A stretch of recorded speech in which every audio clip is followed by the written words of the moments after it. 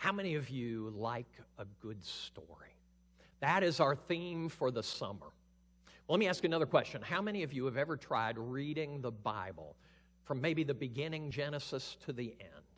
Well, I've watched many people do this over the years, kind of done this myself a time or two, but you start in Genesis and the story, we all love a good story, is so wonderful. You know, there's the story of creation, and then Noah and Adam and Eve and Abraham, Isaac, Jacob, Joseph, all of those.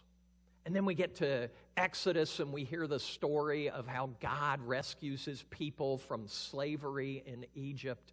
Story after story after beautiful story. And then we hit the middle of Exodus. Anybody done this before? And we go, oh my goodness, this is really slowing down. We get in the middle of Exodus, and first of all, there are all the intricate details precisely on how to build the tabernacle.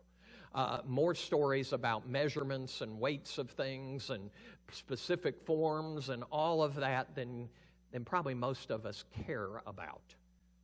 Although we should care about it, because it's a reflection of maybe a little bit of what the throne room of God looks like, about his attention to detail and his willingness to meet us in the middle of our wilderness. But truth be told, the stories kind of end and we get bogged down. And then we hit Leviticus, and Leviticus is a bunch of laws. You can touch this, you can't touch this. You can eat this, you can't eat that. You can do this, you can't do that. Again and again. Did you see that light just flash?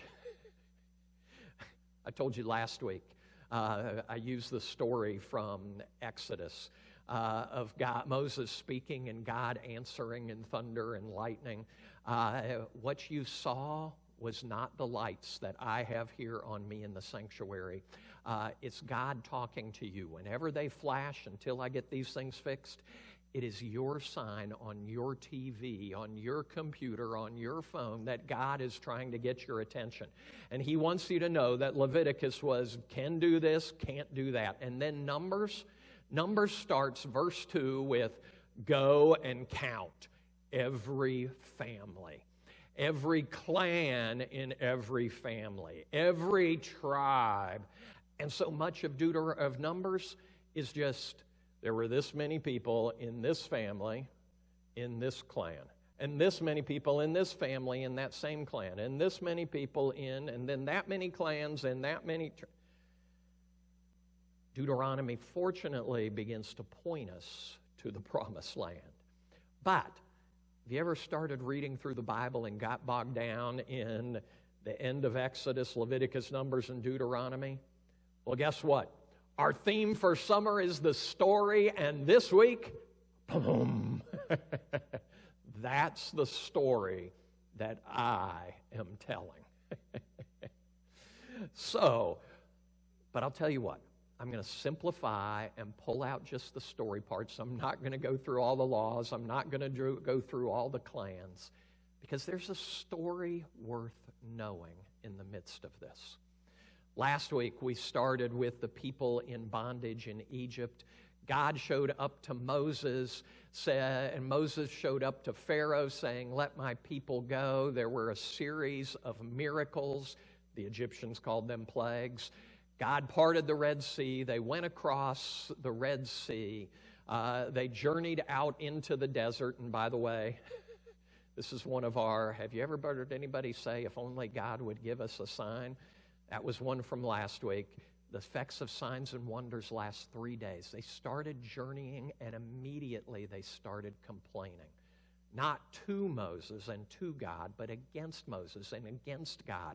If only you had left us back in Egypt. At least we had a little bit of food. At least we had a little bit of water. If only you had done this. Right? We complain against God. So they get to Mount Sinai, all of that flashing thunder and lightning. Moses is up on the mountain, and that's the end of last week's story. Getting to the mountain. You know what they got on the mountain, right? The 10 Commandments, the beginnings of the book of the law. how God would interact with his people and how they should interact with him and one another. Today, we start coming down that mountain, all right? Moses went up last week. This week, he comes down. And what happens when he comes down that mountain? Right before he comes down, it says, when the people saw that Moses delayed to come down from the mountain, the people gathered around Aaron. Remember last week, Moses would have preferred not to be the one on this journey, and he kind of said, here am I, send Aaron instead of me, send somebody else, I don't speak well. Well, the people now gathered around Aaron. Aaron has had a firsthand view of every miracle and power and teaching of God. And so the people now gather around Aaron. They're saying, we haven't seen Moses in a while. And they say to him, come make gods for us, who shall go before us. As this Moses, the man who brought us up out of the land of Egypt, we don't know what to become with him. They have just seen 10 miracles in a row. Then God parted the Red Sea. God has continually brought water for them in the midst of the desert. And now they're going, Moses is gone for a while. We want new gods. Can you believe that? And what's even harder to believe is the next verse. Well, Aaron said, remember, he's had that first row seat. He says, well, okay then, take off your earrings, give them to me, and I'll make you, what did he do? A golden calf. And he set it before them, saying, these are your gods. Moses comes down the mountain. Is Moses happy when he sees them worshiping a golden calf? No. No. Is God happy when he sees them worshiping a golden calf? No. And that's the beginning of the journey. Now, Moses got so frustrated he had to threw down the tablets, had to go back getting them recarved for them. So they were there for a little while longer. But finally, and this is Deuteronomy 1:2, finally they take off from Mount Sinai. Now what you need to know is one side of Mount Sinai is called Mount Sinai, the other side is called Mount Horeb. And so the two sides, and it says, by the way of Mount Seir, it takes 11 days to reach Kadesh Barnea from Mount Horeb. So the journey from Mount Sinai to Kadesh Barnea, which is essentially just the outer fringes of the Promised Land. It's still on this side of the Jordan, but we're kind of getting there. It was an 11-day journey. It was an 11-day journey from here to the Promised Land. How long did it take them? 40 years. 40 years in the wilderness. Last week I told you a problem, a pattern, a model. It's the freedom model. First chapter of Exodus, we have to realize that we are in bondage. People of Israel did that. New king arose, did not know Joseph, put the people of Israel in slavery. We've got to realize we're in bondage. Chapter 2, it says they finally cried out, essentially with everything within them. So we've got to realize we're in bondage. We've got to cry out with everything in us, and God is right there to raise up a deliverer. God is with you, beside you. He wants to help set you free from whatever your bondage. But then, step 4, we've got to walk it out. They left Mount Horeb for an 11-day journey. It's kind of like Gilligan's Island. Remember the song at the beginning of that? For a 3-hour tour. They had a 11-day journey, and they turned it into a 40-year endurance. Why? Because they kept rebelling. And here was the rebelling. They walked from Horeb. They went to Kadesh Barnea. When they got to Kadesh Barnea, one of the things that they did there was they sent forth 12 spies into the land to report on the land. All 12 of them came back and said, man, man, is that a beautiful land. It is spectacular. It is flowing with milk and honey. And 10 of them said, and the people there are really big and they are really scary. I don't think we should go into the land. Now, Caleb and Joshua said, wait a minute. Yeah, the people there may be big, they may be numerous, but God is on our side. And so 10 are going, no. 2 are going, but God. And who do you think the people listened to? They listened to the fear. Don't we do that in our world even still today? We listen to the fear instead of the faith. And we are paralyzed when we do that. Remember the old saying that we use a lot now? Aim at heaven and you get earth thrown in. Aim at earth and you get neither. Those 10 were going to stay in the desert. Oh, I'd rather stay in the desert than go into there. Fear, and everybody listened to them. The other 2 were focused on heaven. But God is on our side. Didn't matter. When they said, we're going to listen to the 10, we're not going to go in, God said, fine.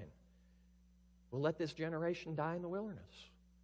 And we'll raise up a new generation who is willing to trust in me and go in. Fear does crazy things in our lives and in our hearts. So remember the first thing that God commanded the people in the book of Joshua, which is the next book next week. He says to them, be strong and courageous, for the Lord your God is with you wherever you go. Focus on heaven, you get the promised land thrown in.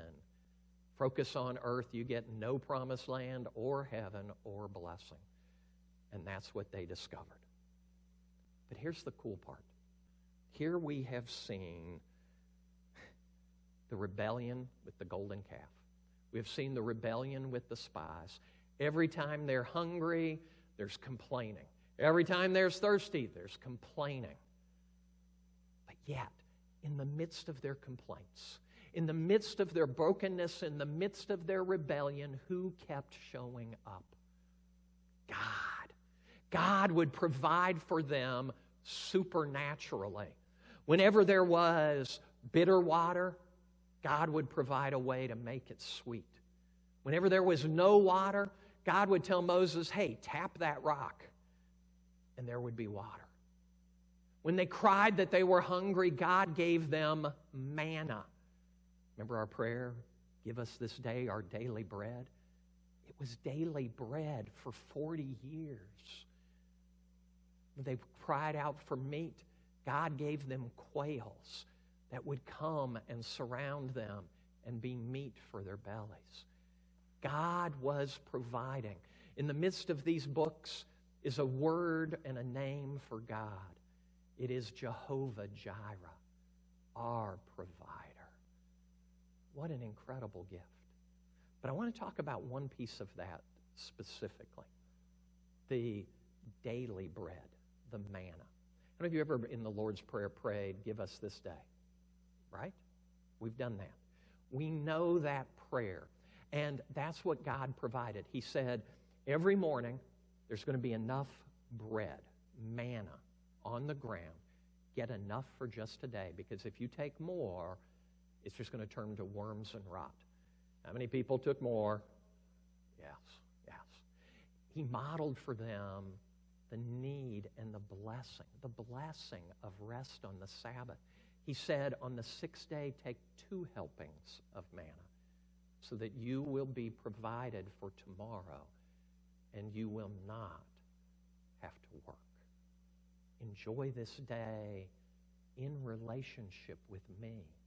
That was his point. He was teaching them day by day, by day by day, 40 years to trust. Right? Okay. Now, I want to tell you something cool. Mary Louise and I have been reading a book called The Jewish Roots of the Eucharist. Eucharist is a old Greek Latin way of talking about communion. It means Thanksgiving. Well, the Jewish roots essentially of communion. And in it, the writer, Grant Petrie, goes through and he talks about that passage, give us this day our, and there's a strange word in the midst of there. It's a word that is usually translated into English as daily. But the original people who begin to translated it supernatural. It's from a pairing of Greek words, doesn't appear anywhere else in the New Testament, but it means essentially extra natural. Give us this day our supernatural bread. I mean, it'd be redundant. Have you ever thought about it? To say, give us this day our daily bread.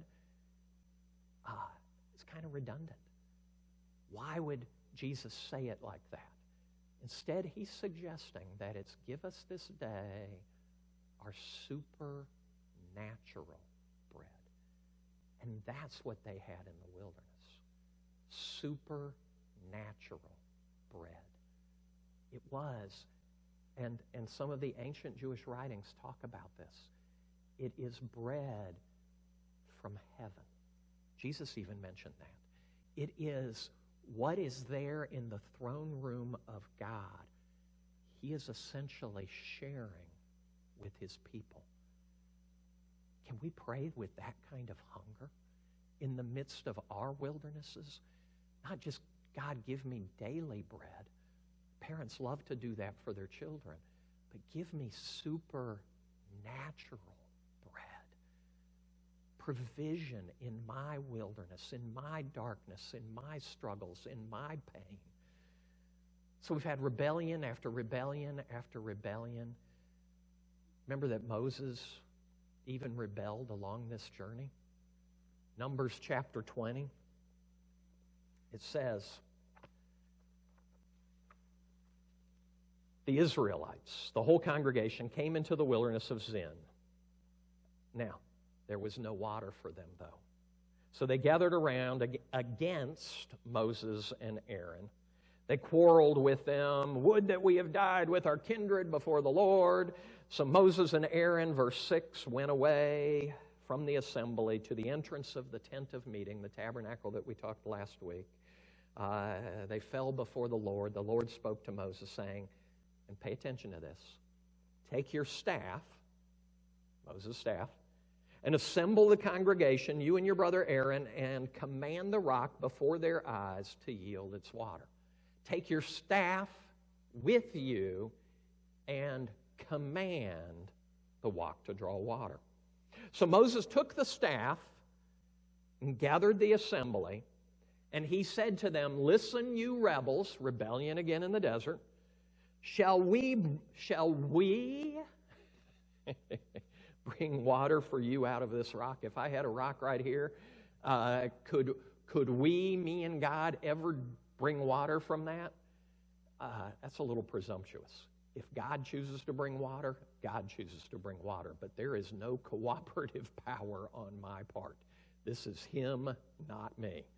But Moses, who's tapped many rocks before, says, shall we bring water for you out of this rock? Then Moses lifted up his hand, struck the rock twice with his staff. Water came out abundantly for the congregation and the livestock. But the Lord said to Moses and Aaron, because you did not trust me to show my holiness, just my word can do this. This isn't tapping a rock. This is not turning a screw or... This is just speaking. I spoke things into existence. I wanted you to just speak because you did not trust in me to show my holiness before the eyes of the Israelites. Therefore, you shall not bring this assembly into the land that I have given them. Moses, and we'll see this later, you can stand on the edge of the promised land, on top of the mountain, and look at it before you, but you shall not go in. There is a cost to our disobedience. Now, did God still show up and take care of Moses? Did God still show up and take care of the Israelites? And yet there is a cost. Every time we disobey. And that's where I want to turn this today. I want to turn this to a passage in Deuteronomy. It says, Moses, just so you know, Deuteronomy, we've gotten what the tabernacle's to look like. We've gotten what the law's to look like. We've gotten the count of all the people numbers. Now we're in Deuteronomy. We are beginning to round to the final corner. We're getting ready to go into the promised land. And Moses is giving them instructions from God. And he says, I call heaven and earth to witness to you today. I have put before you life and death, blessing and curse. Therefore, choose life. It's all laid out before you. Okay? I love the sense. I actually read a little bit from a Hebrew scholar. He calls this sense of, I have put before you life and death. Okay? When God says, I have created the heavens and the earth, it's called a merism. And this merism, what it essentially does in the way that the Jews wrote is, I put the two extremes, and by definition, I'm including everything in between. So when he says, I've created the heavens and the earth, what he goes on to say is, I've created the heavens and the earth and everything in between. Okay? I have put before you life and death, and essentially everything in between. I put before you blessings and curses, and essentially everything in between. And what do I invite you to do? Is I invite you to choose life. There is a way of disobedience, and it costs. It costs us. Martin Luther King Jr. once said, we are caught in an inescapable network of mutuality, tied in a single garment of destiny. Our disobedience costs us, and it costs others around us. We fool ourselves saying, no, my sin's not hurting anybody else. Lie. Every sin destroys that fabric, one step at a time. Choose life. I like the way that Mary Oliver, a poet, does it. Tell me, what do you plan to do with your one wild and precious life? What do you plan to do with it? Choose life, says God. So here we are at that place of choosing life. And that's where I want to end today. What does that look like? The most important decision that we can, the most important life choice that we can make in our lives is to choose that life. Don Henson says that. The most important life choice we can make is to choose life. In other words, to decide on the core beliefs that will shape our character and define our purpose. To decide the core beliefs that will shape our character and define our purpose. That's what choosing life is. It's not choosing partying. It's not choosing recreation. It's not choosing a career. It's not even choosing the perfect life mate. It's choosing the core beliefs. Because if you're standing on solid ground, you have a place to stand, even when everything else shakes. And when you choose to stand on that solid ground, you start making wiser decisions in other ways. You start maybe choosing the right spouse or the right job, the right purpose. If we don't choose first those core values, if we don't choose first life, remember, Jesus says, I am the way, the truth, and the life. If we don't choose life, which is Jesus Christ, we're going to get it all wrong. Moses began to turn subtly, slowly away from God. He got a glimpse of the promised land, but he didn't ever arrive. How many of us are that way too? We have glimpses of things that are really good, but we never quite get there. Author Jill Savage offers some guidelines on how to shape our lives and choose life and choose our priorities.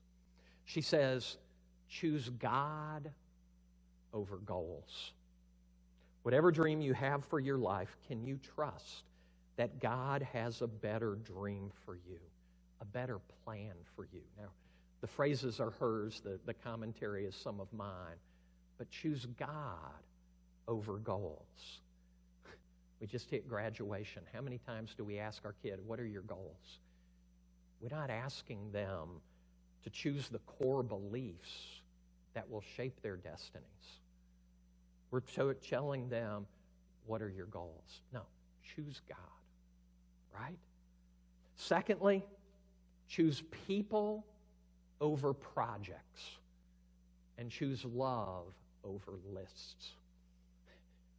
It's not our list of accomplishments that ultimately matter. It's the people that God places in your path that matter eternally. So choose margin over mayhem. Less crazy busyness makes us more patient, kind, creative, useful, focused. Choose being perfected over being perfect. Now, I really like that one. Choose being perfected over being perfect.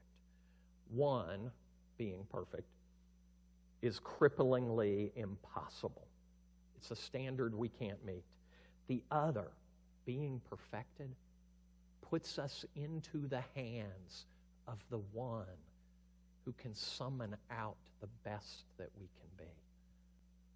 Next, choose mission over money.